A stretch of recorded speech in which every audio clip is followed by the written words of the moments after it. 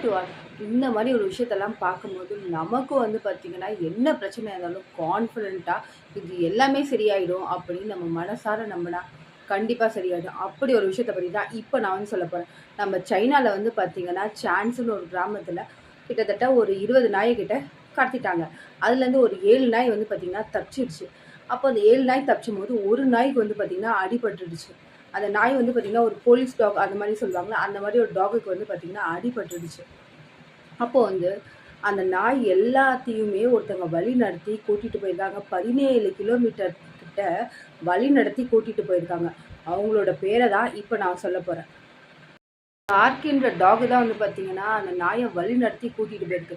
மனுஷங்க நம்மளே வந்து பார்த்திங்கன்னா பக்கத்து தெருவு போயிட்டு ஏதாவது ஒரு கடைக்கு போகணுன்னா கூட 4 பொருள் வாங்க சொன்னால் 2 பொருள் தான் வாங்கிட்டு வரும். ஆனால் அந்த நாய் கிட்டத்தட்ட 17 கிலோமீட்டர் அவங்க எல்லாத்தையும் வழி நடத்தி கூட்டிகிட்டு போனதும் இல்லாமல் கரெக்டாக ஞாபகம் வச்சுருக்கு பார்த்தீங்களா?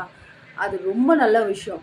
நிறைய பேத்துக்கு வந்து பார்த்திங்கன்னா எந்த அளவுக்கு டாக் பிடிக்குமோ அதே அளவுக்கு டாக் பிடிக்காதவங்க ஒரு சில பேத்துக்கு இந்த வீடியோவை ஷேர் பண்ணுங்கள். மறுபடியும் நம்ம வேறொரு வீடியோவில் சந்திப்போம். டாட்டா.